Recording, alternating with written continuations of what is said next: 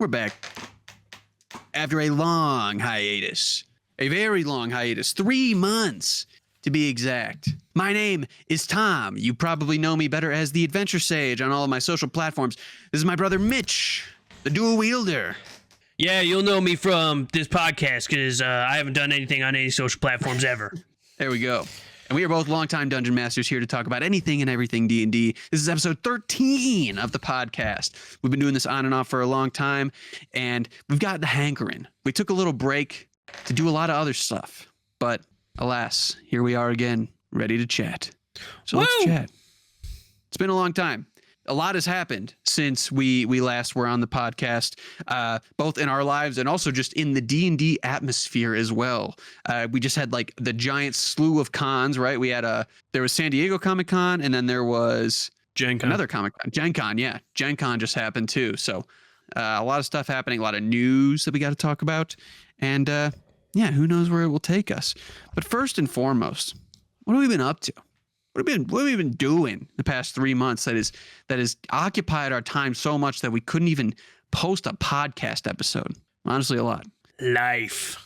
A lot of life stuff, but also a lot of D&D stuff.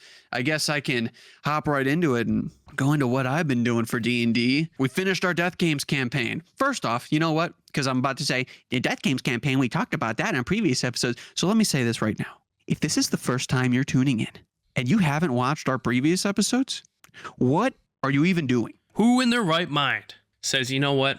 I heard that this movie series was good. I'm going to start with Return of the King. No. Are you fucking crazy? So go watch the other ones. But we finished our Death Games campaign, so that was really cool. Very, very climatic, cathartic ending. For those of you who don't know, Death Games is a campaign that I'm actually playing in. Not the Dungeon Master in that one. After I finished my campaign last year, my big long form one that took 2 years and took us all the way to level 20, one of my players took over and ran a campaign. It was like a little Death Games purgatory type thing where we were fighting for our lives back. It's cool. Very, very... Come on, you got it. Cool. You got it. Nope, I lost it. Spit I lost it. No, you're almost there. Oh. Very existential. That's the word I was looking for, where you're not really sure what's going on or who's in charge or who's pulling the strings. Very mysterious. So that was a cool campaign. We finished that. And I have also decided that I don't like running modules. I've talked up Strahd a lot on this podcast, and I still will always hold that in my heart that Strahd is the best module. It's the deadliest, it's the most fun, it's the most thematic. But I think I have realized I don't like running pre-written modules. It does not fulfill me, because when we were done with Death Games and it was time for me to go back to running Strahd, I didn't want to. I don't like doing the modules. It feels like homework to me. Mitch, it sounds like you got something to say. I haven't made one sound, but it might look like I got something to say. I've seen other DMs like run modules before. I've never actually, I know, blasphemous, I've never actually run a module.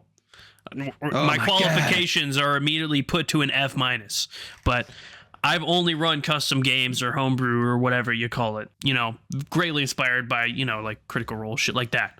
As far as modules, you almost have to run the game more stoically, I feel, or unless you want to put in a lot of work editing the module and like really fleshing out the NPCs and the areas, you almost run the game more like a computer game almost, or some sort of like set storyline or like a book where you're kind of like, okay, this is the set. They're going to run through it. You know what I mean? Like, oh, today we're running the classic example of Icespire Peak. I've played in plenty of modules. The Gnome Dungeon. It's very linear. Like, you can go to other places in the dungeon, but like, it's just there. And, it's in the module. It says this guy does this or this guy wants these. And you can be flexible with that as a DM, but that requires work from you on the back end. You also have to learn the module. And if you just kind of like do whatever you want with it, then that's going to have consequences later in the game because they've balanced the module around itself. Like if you give the players a free level up or a random magic item you think is cool, that might affect things later. Like if they get Boots of Flying, that whole castle that they're going into to go fight the dragon at the end. Spoilers, there's a dragon in it. That whole... Wait, there's a dragon in Dragon of Icespire Peak? What? That whole castle, if you gave one of the players Boots of Flying or whatever they're called, he's just going to fly everyone up to the top. You know what I mean? So there's with modules, you almost have to really learn them and then kind of play them by the book. And I've been watching XP to level 3. He's been playing through modules, specifically like old ones, and he's doing this series where he's like playing it exactly by the word to what it says. And the players know he's doing that, so they'll be like, "Well, what's this?" And he'll just say, "This is what it tells me." And they have to figure it out. It's just it's a lot more constrained. Rigid. It's rigid. You have to almost run it like you're playing through a video game level almost. At least that's what I've found. I'm sure, other more experienced DMs who are used to running modules are probably a lot better at it. But yeah, and I think they're like, I don't have any huge gripes with modules. I think modules are good for the right DM and the right party. But that's not the way that I work. I don't like being confined, especially in a module where it is as open as Curse of Strahd. Curse of Strahd is a fairly sandbox module. You can kind of go and do whatever you want. And you're going to find different plot hooks that of course drive you to other places, but there's no railroad baked into the book. So when it's that open, I really have a hard time concentrating on like what they should be doing or where they should be going, because I don't like putting those parameters in there for them to, like, I don't want to tell them where to go, but also that is insanely mind numbing because they could go anywhere. My brain just hurts running modules because I don't want to remember all that stuff. I have this complex where I don't really like changing the lore unless I'm like really going to do it the way that I want to. Like, I don't feel comfortable going to anywhere in Barovia and just changing lore on the fly, because what if that affects the entire campaign down the road in a way that I'm not thinking of because everything's pre-written. So I don't like it. I don't like running pre-written modules, even if they're as cool and as awesome as Curse of Strahd. So after that campaign ended, Death Games, they were like, "All right, Tom, we're going back to Strahd, right?" And I was like, "Guys, I got to be honest. I'm not having fun running Curse of Strahd. I'm just not having a good time. I'm just not having a good time prepping for this. It feels like homework." And that is one of my favorite things to do, is sit downstairs in my own space and just world build and prep for campaigns and paint minis.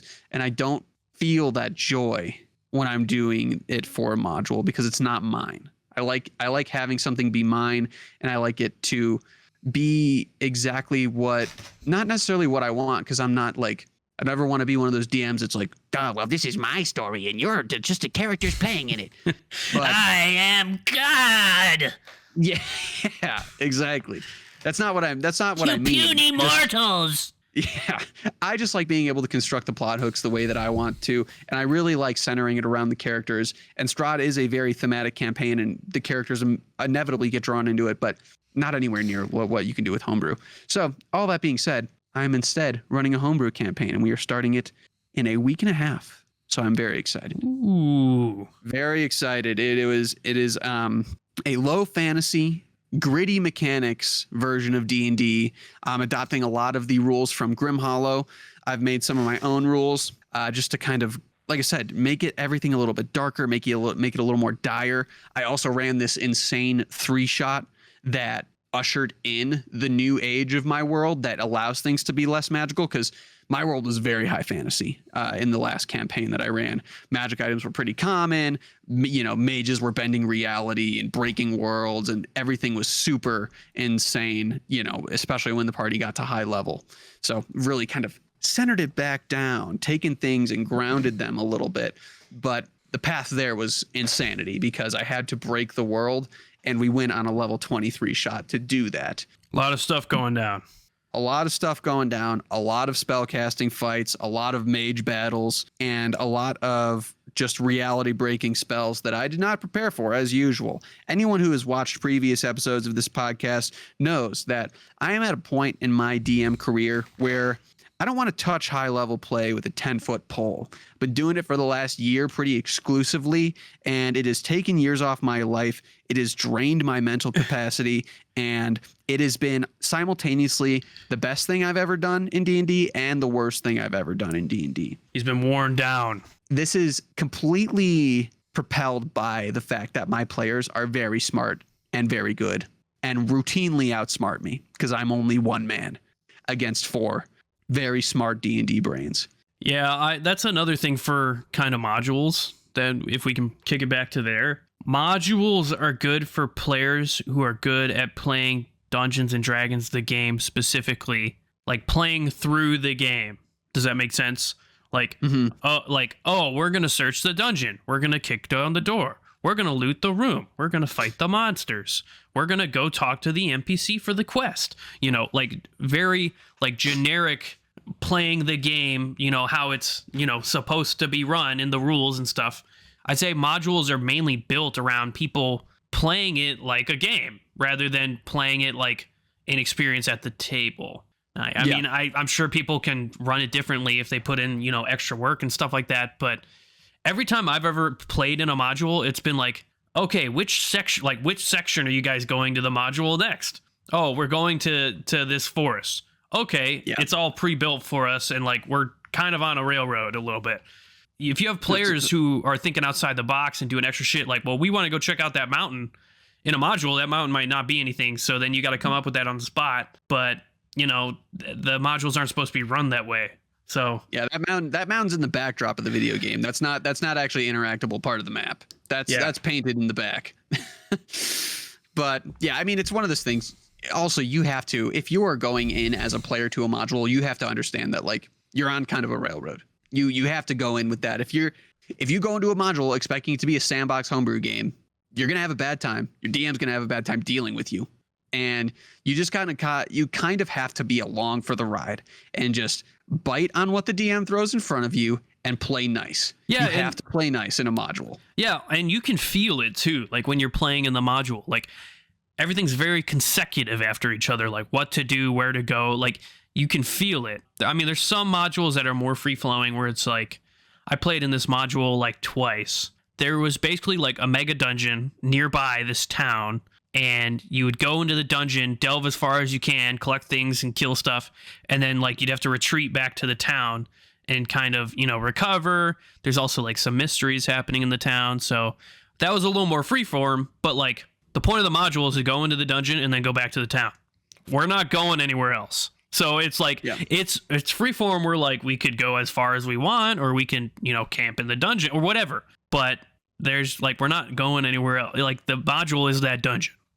So you're not railroaded. You can do what you want, but you're railroaded to just this spot. Whereas in a homebrew game, you know, you talk to some random person, they talk about a far off city in a homebrew world. Oh, there's wizards in that city? Let's go check it out. They might know about what's going on here. And then you go there, you know, in the module, they're not going to have any of that prepared because it's a module. Yeah, completely agree. All my favorite parts about, here's the thing, is I've run a few modules. I've run most of Lost Mines of Phandelver. I've run most of Ghosts of Saltmarsh. I've run a lot of Curse of Strahd multiple times for different groups. What else have I run? I feel like I've run other campaigns, but those are the main three that come to mind. All of my favorite parts of those campaigns, I'd say my favorite one easily was Ghost of Saltmarsh. That is one we saw all the way through. I did leave some chapters out because they just weren't relevant to the party, but that one was 100% my favorite module. I really like the seafaring vibe. That's just something that I naturally gravitate towards, but I think the party was interesting. You all did have your own kind of character flair and motivations and backstories that fit well into the campaign. But here's the thing. I homebrewed the fuck out of that module to cater to your backstories and to cater to what you guys wanted to do and all your wants and needs and stuff like that. I still use the basis of the module, but in order to make it what I wanted to, I had to do extensive work. Not necessarily rewrites, but more so additions or other areas that I didn't really plan to do, or that the module didn't have in it. Mm-hmm. And creative DMs aren't necessarily going to always do that. So like they're going to kind of be like, well, kind of stick to this is what I have prepped for you guys. Like they're not going to do all that extra work. One thing that Tom does as a DM that's actually a good idea is, you know, the modules that he runs for us. If he like wants to run a module, that's cool. He'll place it somewhere in his world so that we already have all of this background lore of his world, and he places it there because we've all played in his world many times. We can pull at all of those other places in his world, characters, themes, whatever, when creating our guys. And when we play through the module, we can be like, oh, I wonder what the people in Selfure think about this, or I wonder if we brought this back to Riverfall, what would they think about it? Like, it gives him an out to where he doesn't even need to do all that prep because it's just in his world.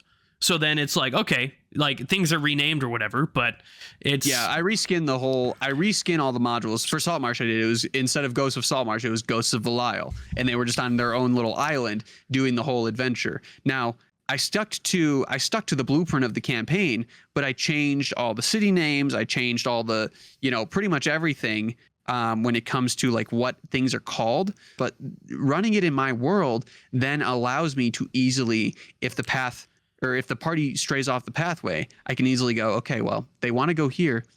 It's not in the module, but I already know what's there because it's mine. It's my city. It's my world. It allows me to improvise a lot better than working with a world that canonically is not mine. It has its own, canon and all that stuff. So that's actually, I'm glad you brought that up, Mitch. I kind of wasn't thinking about it that way because that was just kind of like baseline for me.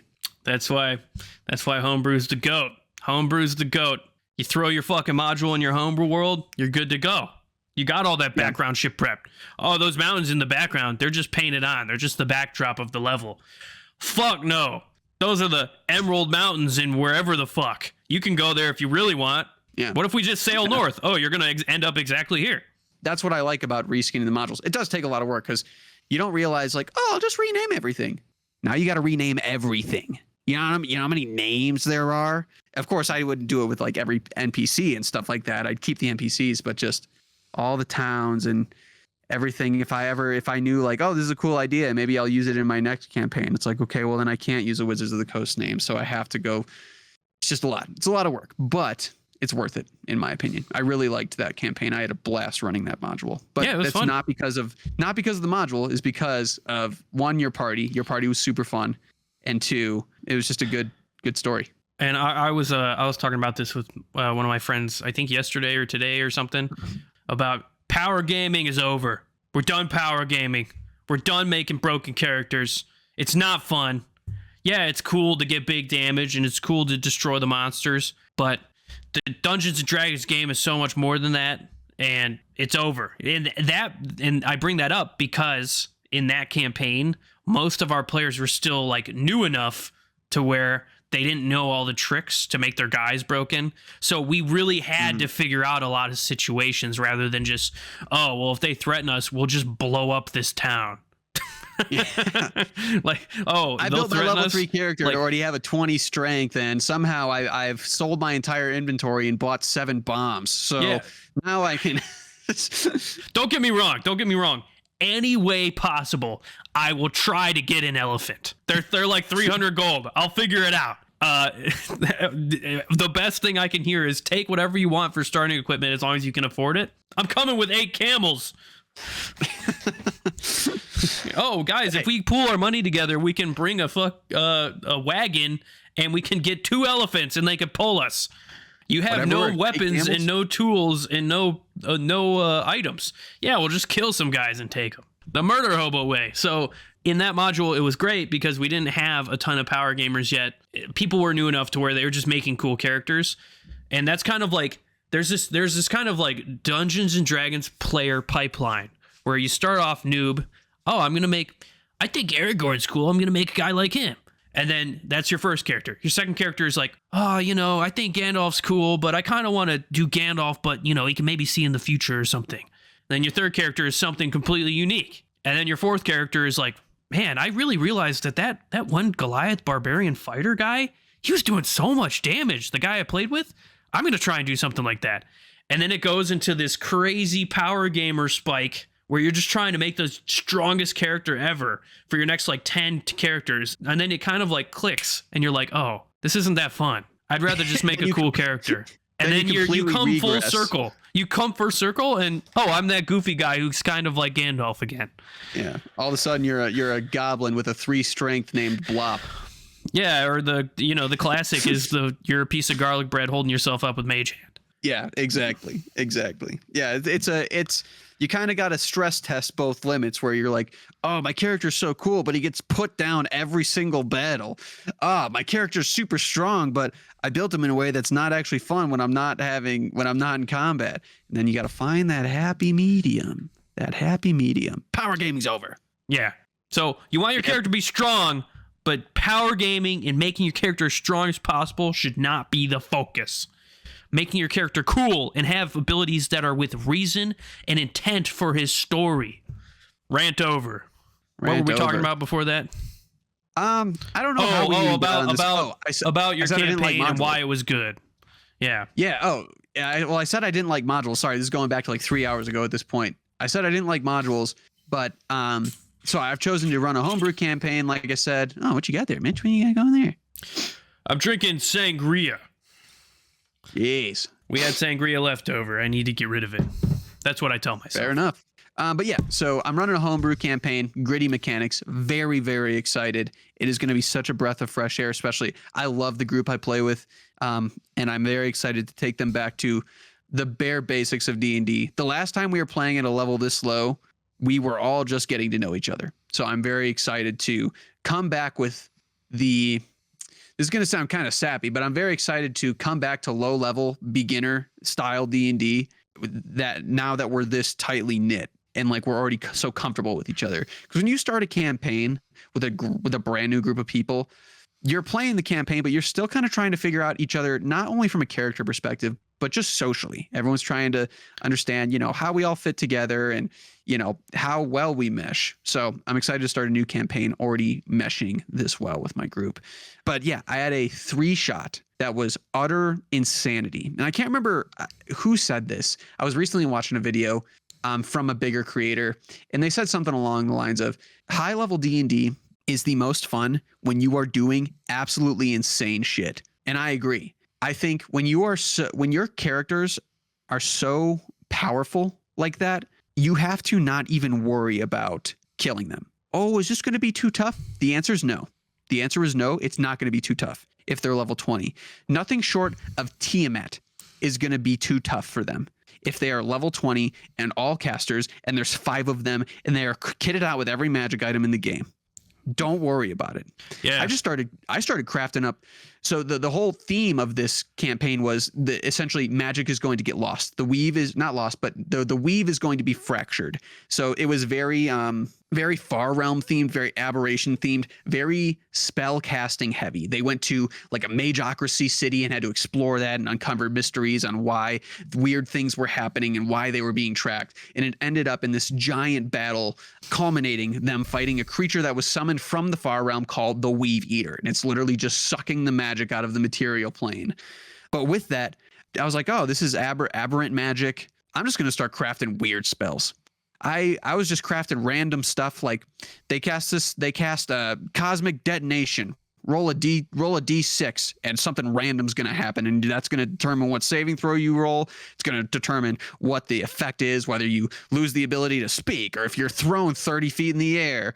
There was one called Farcast where they would roll a D10. One of the options, I'm trying to remember all the options, but like one of them was every player within 30 feet on their next turn, they just roll on the wild magic table and do that. Or if they rolled a 10, a beholder spawns and it just adapts to whatever the situation is. Or gravity is reversed if you rolled 1. I know one was roll a constitution saving throw, and for every increment of 5, you take a point of exhaustion. It's just like, you just gotta fucking do whatever you want. Let your imagination run wild. That's what level 20 is for. It's for taking off any sort of restriction you have and just getting crazy. You high level. I like to think about it this way. You know, the gamer brain in me, like, I don't know if you've ever seen this, Tom, but like Final Fantasy 14, there's like a certain type of raid where it's like the hardest one you can do. You can only bring in so many people, and it's just insanity. It's the same thing with kind of like mythic raids in World of Warcraft. Your players in those fights, they should be stressing. If they get hit by that shit, it's gonna one-shot them. They gotta make sure they don't get hit by that shit.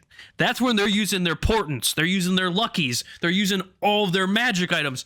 There has to be things that threaten them, because the monsters don't necessarily scale with the amount of power the players gain from like even 10 to 20 or 15 to 20. So you got to think about it like that. Like when you're in a mythic raid with WoW, you've got 30 guys fighting one monster and it's blowing up the arena. You got to worry about its attacks. You got to worry about the AoEs that are coming down, the ads that are coming in. And this is all shit it takes people 40 tries to beat those monsters. So maybe, you don't want to do it that hard where like every single thing could one-shot you, but you need some mechanics in there to make your players think and be like, oh shit, what's going on? Like those people study that shit before. Your players are going in blind. They don't know what this monster is going to do. And that's another thing I want to bring up. And you brought it up earlier, the custom spells. Your boss, so this gets a little iffy.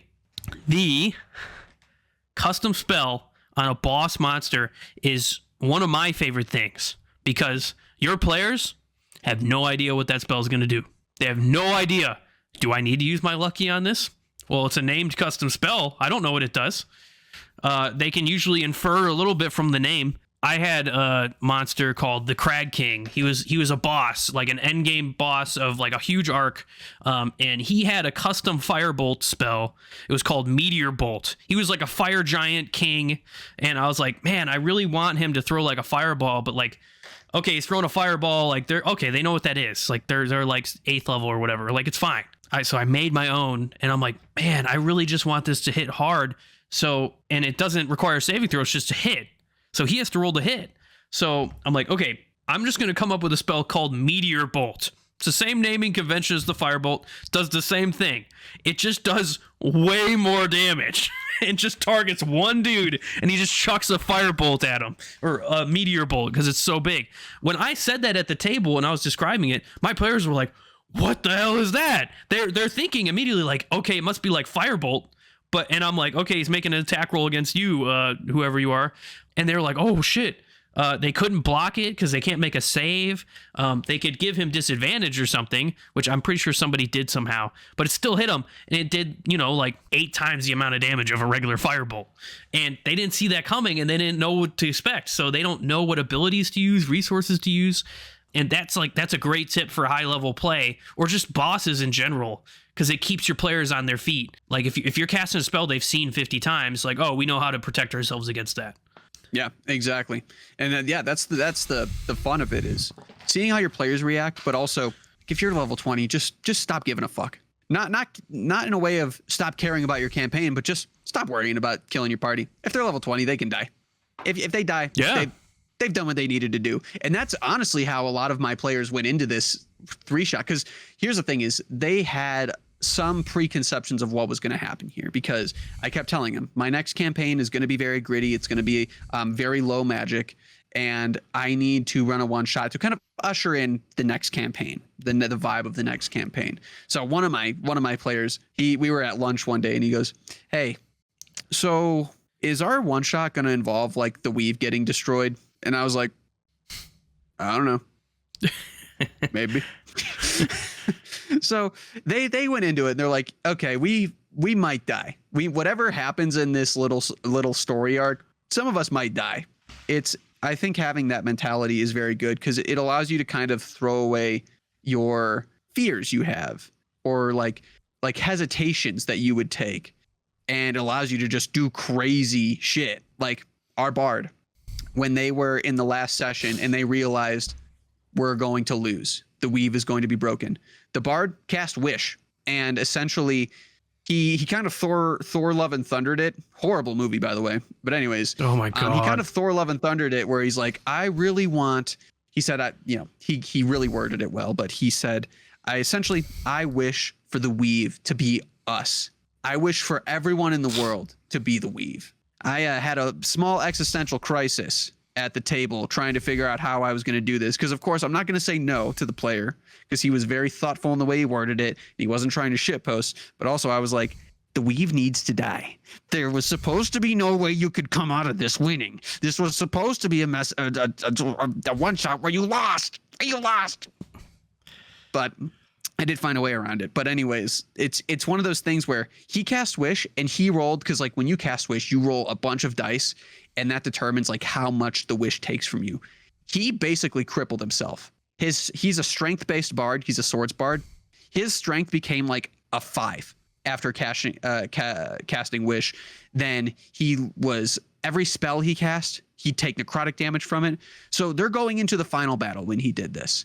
And we kind of met halfway with the Wish spell, where some of the weave was just, dispersed into the party and everyone in the world, but all the weave couldn't do that because it would just break reality if everyone became the weave. And I was like, it's just not realistic for that to completely happen, but we made it work narratively and all that stuff. But if you're holding on and you're worried, oh, but what if my character dies? You're never going to cast Wish like that and cripple yourself going into the final battle. He was fully ready to die in this battle. And that's something you can only get when you are in those climactic moments of a campaign at high level. That is I guess, I've spent the majority of this podcast and all of its episodes pretty much absolutely shitting on high level. But that is one thing I love about high level is that's where you can get absolutely insane with what you're doing and the risks that you're taking with your characters. And I guess that's kind of the point I wanted to make. I don't really know. All right, guys, we got through one talking point. We got through one talking point so far in our 30 minutes of recording this podcast. Awesome. We are so back, baby. We are so back. Oh, you know what? Something else I've gotten into. This is a life update and a D&D update. Two birds with one stone. So, as we've said before briefly on this podcast, we like to gamble occasionally. We are goers of casinos. Usually take one big trip to the casino every year. I actually really don't like gambling, but I love playing craps because it's rolling dice. I love rolling dice, baby. It's more like a game rather than just you losing your money. It's like almost like a farming game or a tower defense game where you're putting your stuff out and you're like, all right, let's roll. We're collecting money. Yeah, it's just so interactive and so fun. And like if you don't know what craps is, I'm not going to say like, oh, you need to go learn craps and learn how to gamble. No, gambling's bad. But I love playing craps. We love playing craps, and we love playing craps with our best friend Noah too. So yeah, it's usually once a year. It's the most gamified like casino game where it's like you're playing a game. Also, it's all of your boys versus the house. Rather than something like poker where it's all the boys versus each other and the house is just getting extra money. You know what I mean? So it's like all of you guys are in it together. Everyone's cheering when you're rolling good. Everyone's booing you when you're rolling bad. So it's really fun because you're all on a team against, the house. And the dealers, they get it. They'll cheer with you guys or they'll boo when you guys lose because they don't want the house to win either. Yeah, I mean, when you're winning, that means you're tipping the dealers. So when you win, the dealers win.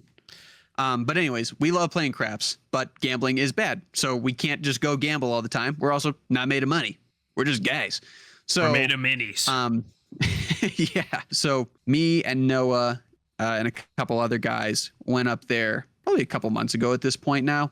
I had saved up like $200. I was like, this is my gambling money. I'm gonna go in there. We'll drink for free. And just when I'm out, I'm out. And I got the itch scratched, played some craps, had a good time with my buddies, go home. Well, I had myself $1,000 night at that casino. Walked in with 200, walked out with over a G. And I finally bought something that I've wanted to buy for years, but have never had the disposable income to buy it. And that is a 3D printer. A 3D printer. It's finally mine. And boy, oh boy, I've been printing. Pandora's box. I've been printing everything.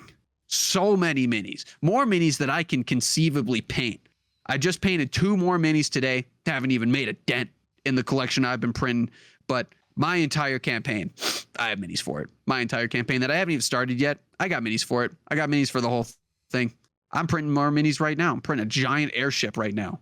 I can't go into describing exactly how the airship looks because it's really cool. And my players might be watching this, so I can't go into details. But I love printing stuff, dude. And man, it is so cost effective too. It's one of those things where it's a huge investment up front, but like I actually keep a spreadsheet. I keep a spreadsheet of all the STLs that I print, how much they would cost to order them physically.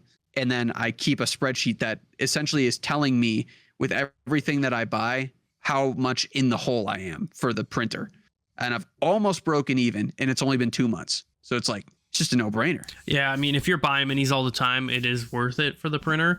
You do have to print a lot though to like make your money back. But I mean, like you said, if you're a mini collector or you do all that shit already, like there's no reason not to have one. Especially if you run a game and you want. So Tom's got this thing where he cannot proxy minis ever. That Tom's unique in that he cannot proxy a mini. He can't. It has well, to when we're be. talking about Warhammer.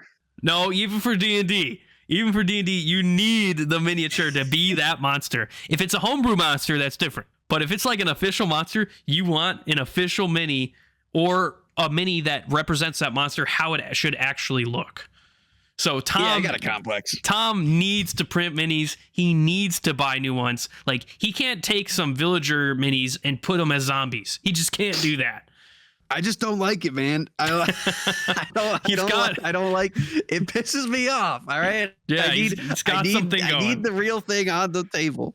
I got something going on. All right. I know. It's unrealistic, but this 3D printer has just been awesome. It is the ultimate hobby machine because whatever I need, instead of paying $10 a mini now, I pay $2 for an STL. And I print it out with 20 cents worth of resin. Just awesome. It's just awesome. It's so fast. I love it. Very excited about that. I wanted to say that. That's a big update. That's a big life update. That also correlates with D&D. But with the 3D printer comes responsibility. There is the other side of the coin. I have a 3D printer. Oh, I'm going to buy this $300 mega pack of STLs of things that I'll never print. That is another thing that comes with the 3D printer, is when you have the opportunity when you have the opportunity to print whatever you want, there's not as much thought. Like when you're ordering minis specifically for a D&D game, it's a lot more money. So you're like, okay, I'm going to only get what I need. For the printer, you have access to everything. I have a huge Hydra mini that I bought and I never printed it. And I was like, oh, this is going to be awesome.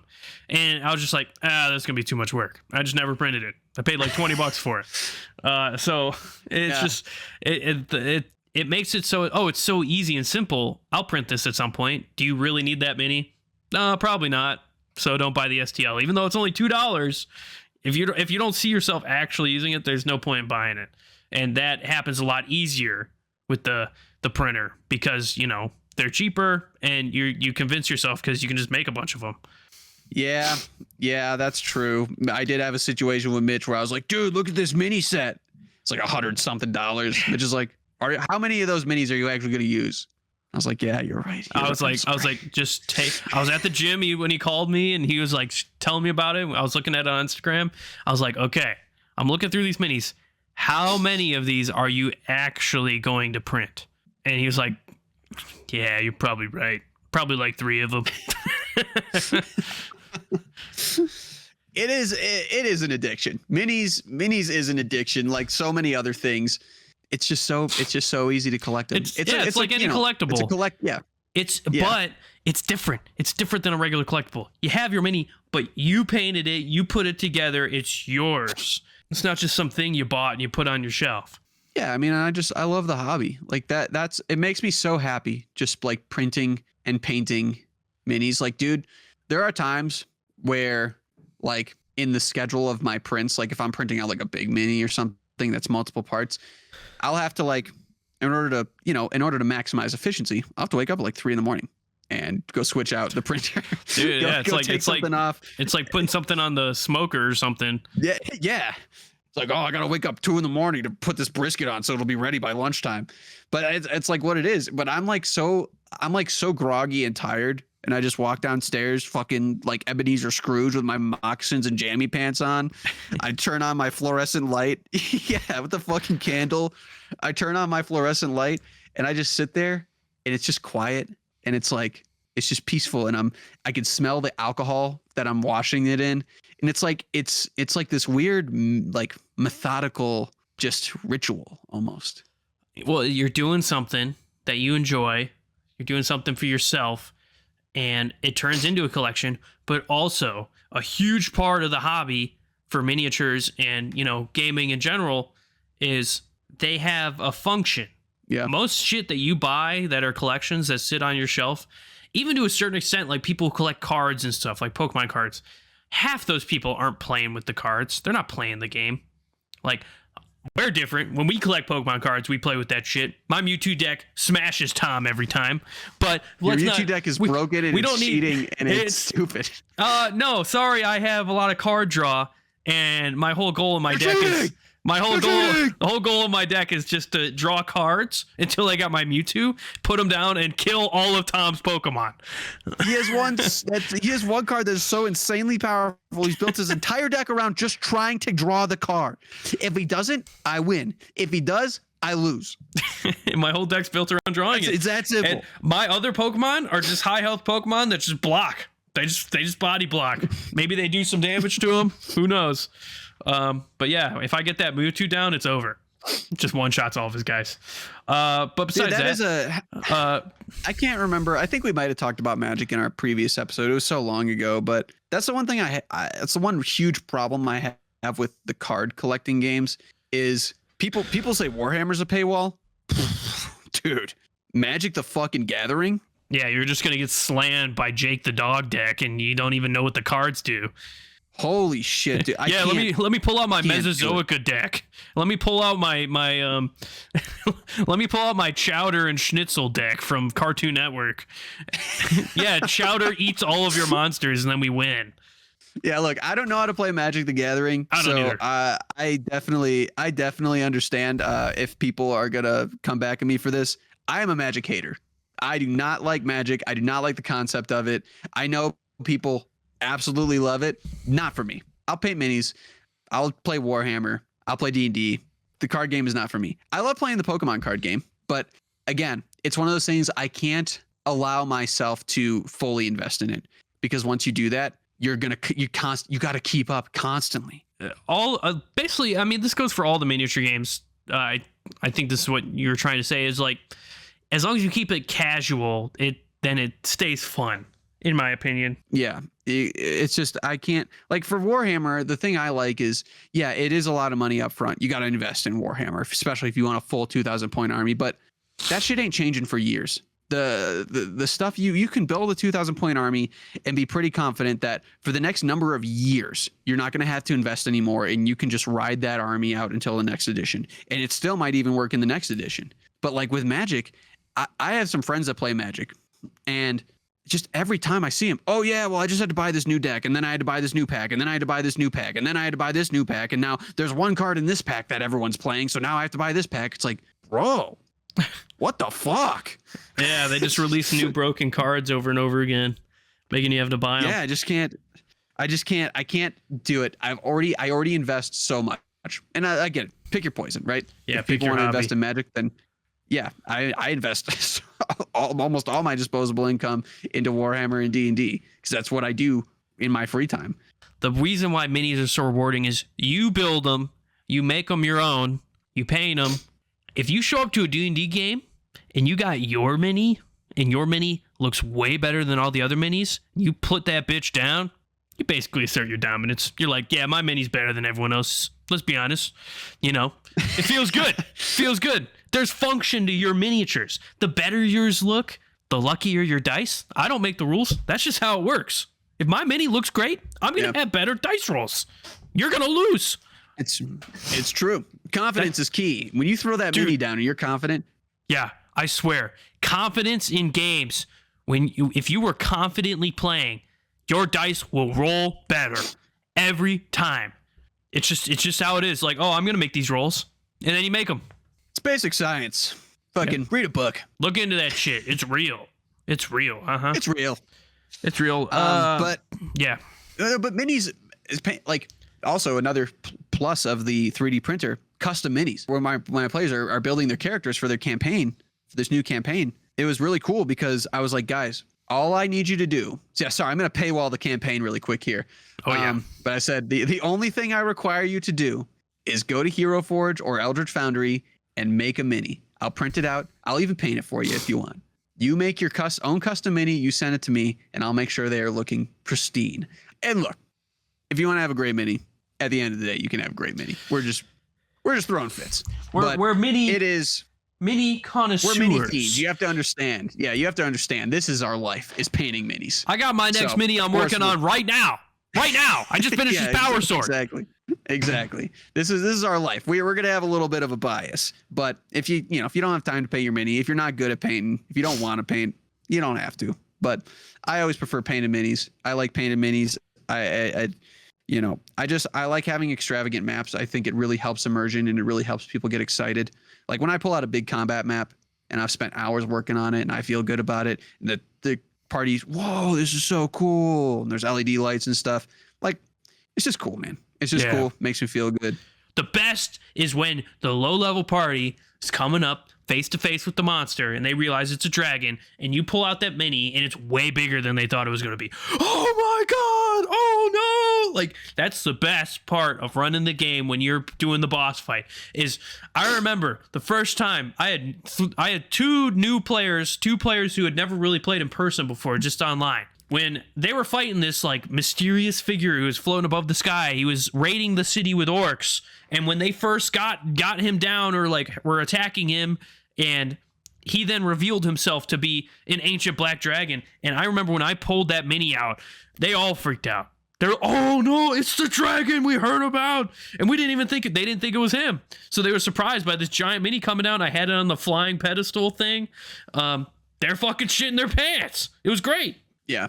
When a mini can instill fear, that's when you've done a good job, either painting it or printing it or even just buying it. Sometimes, like I have countless minis where I just bought it from WizKids, but it's like, dude, this mini's gonna freaking knock their socks off.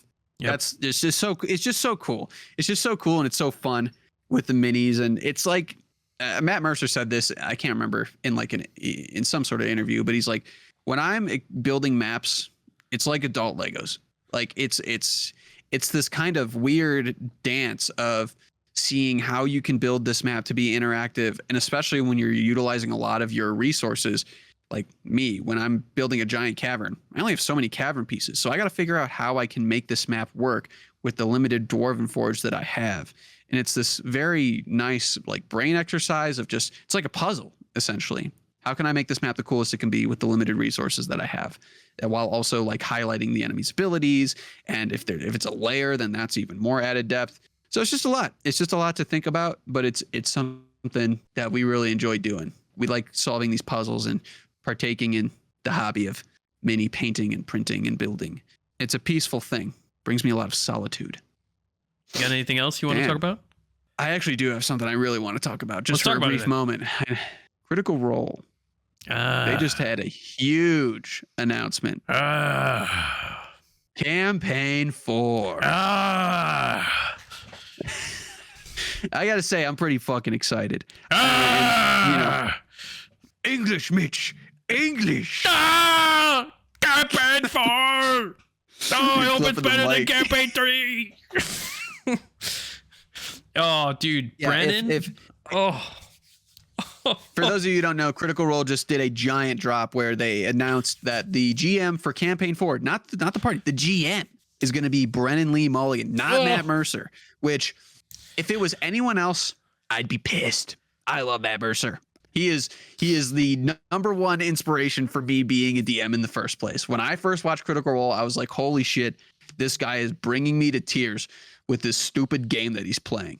I love Matt Mercer, but goddamn, do I also love Brennan Lee Mulligan. He is such a good GM, and I think he's going to bring some very much needed fresh air. Not that Matt has been doing a bad job. Obviously, Matt's a god DM. There's no arguing that. Matt is very good at like a slow burn campaign and really extracting lore out of his settings and really just kind of taking his time with his super long descriptions, kind of like Tolkien-esque, where he really allows you to just sit in the world and breathe in it. But Brennan is so like bombastic and sporadic and chaotic in a good way. Brennan, some of the best D&D ever ran was Calamity, the first Calamity. Oh my gosh. Oh yeah. Insane. He is so good at making an entertaining game that's super roleplay heavy, but still a lot of battles, a lot of stuff going on. Maybe a little lighter on the rules, but no big deal there. As if it's entertaining and there's a lot of stuff happening, that's great. Exactly. I love Brennan as a DM. I think he and Matt are like yin and yang. They're like the perfect two sides of the coin for what you want in a GM. So I think he's gonna kill it. He absolutely fucking destroyed Calamity. Calamity brought me to tears. It was, I think, Campaign 2, all in all, best Critical Role campaign by far. Easy, no contest. But I think EXU Calamity, especially that first stretch, those first 4 episodes of like the first series, because they did Downfall as well. But Calamity, that might be the best 4 consecutive episodes of Critical Role ever, hands down. Dude, I am so like just watching that, the amount of like he is like it's like a master craft, like a master at work. Like he is on the cuff doing 90% of this shit. He knows the whole city top to bottom. He's like linking stories back into like the next episode and the next episode after that, just randomly interconnecting them. Like the Sphinx that was in the first episode, who was a joke. In the final episode, or the second to last episode, like one of the players is like gonna die and he's surrounded, and this Sphinx just comes out of nowhere, who was a joke in the first episode, and saves the day. He's gravely injured. It's a great scene, and it's just like, who would think of that? Like, just out of the moment, like, of course, the Sphinx, yeah, he's, Sphinxes are powerful. He would definitely be defending the city, and of course, he comes to the aid, and he was in that building earlier. That's just like, as a DM, like, just to even imagine that in the plot, like, because that's not preemptive. He didn't know the player was going to go there. That was all just from his dome. It's just that whole series for 4 episodes is like a masterclass. It's insane. Yeah, I literally don't know how he kept all of that on track. Like, I don't know how he kept track of everything that was happening and all of the characters and all of the different locations. And just the way he describes stuff is visceral. Like when Sarah, Travis's character, is in the bathroom, and there's the fucking guy behind him, the invisible No, dude. he's in the ballroom and there's a giant mirror. But yeah, the way he describes that just off the cuff. Well, yeah, he's like, you can't be fully invisible, because if your retinas are invisible, then there's nothing to reflect off of them. You're trained to look for this because eyes move in twos. Like, he said it a lot more graceful than that. But like when he gave that monologue, I remember exactly what I was doing. I was sitting in my chair, and like when something is so cool, all you can do is laugh, where you're just like, yes, oh yeah. shit. Yeah. Like, it was just insane. He's just so good. He's just so good. And dude, what I was saying is, like, when he interweaves all that stuff, and that's directly related to the player's character who's playing the game right now. You are trained for this. Only you could have spotted this of the whole party. Only, like, all of this just for this one character. And he didn't know that character was going to be the only one left behind. Like, he links it all together. Of course, his character would see it, blah, blah, blah. He's the detective. And I'm excited to see, because we've never really seen Brennan do a long form, major, like, Dungeons and Dragons campaign. And just the interconnectedness he did with those 4 episodes, and like, with all of his stuff with Dimension 20, those are all shorter series though. So like, I'm excited what he can do for world building and campaign building and plot building, story arcs, and linking things back together over, a 100-session campaign. That's going to be awesome. Yeah. I also think there are, I actually don't think they confirmed this in the announcement, but I'm pretty positive they're going to be playing Daggerheart and not D&D. But when Age of Umbra, first off, I've started watching Age of Umbra. I'm not finished with it yet. Very good. Very good. And when Daggerheart was like in beta testing, I was very much not on that train. I was like, I just want D&D. Don't want to learn a new system. But I actually, when it came out, I was like, I'll try Daggerheart. I'll buy it. I bought it. First off, insane deal for the books and the cards. Only $60. You fucking kidding me? Come on, D&D. Catch up. It's a pretty good game. I wouldn't say that I would prefer it over D&D. Maybe not yet. I haven't had enough experience with it, but it is a pretty good game. It is definitely handled with a lot of love and care. And obviously, if Critical Role's behind it, they're putting a lot of ethical thinking into it, and they're trying not to nickel and dime their fan base like Hasbro does at every fucking turn of the corner. Well, yeah, that's I think, we can talk about that for 3 hours, but Hasbro is the doom and demise of Dungeons and Dragons. It just is. Like everything, it's like Disney, it's like all these corporations, everything they get their grubby little hands on, they just want to ruin and get money. They bleed dry of the money and move on to the next thing. Bleed dry of the money, move on to the next thing. That's why everyone left the company. Yeah, but besides the point. But anyways, so I think they're going to be playing Daggerheart for their campaign, and I think that is actually a good thing for Brennan, because Daggerheart is a little bit more rules light and a little bit more interpretive. And I think that's where Brennan shines, because he is very good of like thinking on the fly and making up rules on the fly and calling weird roles that you generally wouldn't think of. So I think this Daggerheart system will allow him a lot of freedom to really be an awesome GM. And I think he's going to absolutely flourish with the rule set. Daggerheart is really cool, but I was going to run a one shot and the plans fell through. But I'm really liking the rule set. You should run a simple online one shot, just like a simple one, like a beginner module or something. I could do that. I could look into it. I have the book, so I could run like a beginner adventure or something. But yeah, Daggerheart's really cool. I am very excited for campaign 4. I think it's going to be a super big breath of fresh air. I'm excited to see Matt play a character. I think Daggerheart is actually going to be really good. I was a Daggerheart hater when the idea of campaign 4 being in Daggerheart was first kind of being tossed around a few months ago. I was like, but I am actually for it now. I really do like Daggerheart. I think D&D is still my favorite. I think D&D is always going to be my main TTRPG, but Daggerheart's cool. I like Daggerheart. We'll have to see. It's time to say goodnight. Go sleepy bye. Time to go to sleep. Mitch is a whole bottle of sangria in. I'm almost done with my tea, but there's not really a schedule to the podcast anymore, but we felt like we needed to get back on here and talk. I do miss it. I miss the podcast. It's hard to make it happen when we get really busy, because it does take a lot of time to record it and edit it and put it out and all that stuff. It's a bit of a time suck, but I really like it. We really like it. We like hopping on here and yapping. We didn't do the wisdom check this week. This is because we kind of impromptu just recorded this. Didn't get a lot of time to get questions. But I think we're going to, I always say this. I think we're going to try and do this a little more often. But submit your questions for the next episode whenever that comes out. But we're not going anywhere. We're here. We're still alive. We're doing D&D stuff. And we took a few months off, but we got a lot more to talk about now. So I do think you'll be seeing us a little bit more often. The Yap reserves are full. We are back, baby. We are so back. You can follow me at the Adventure Stage, all socials, TikTok, Instagram, YouTube, that sort of thing. Thanks for tuning in. We'll be back next time. Mitch, you want to scream us out? No.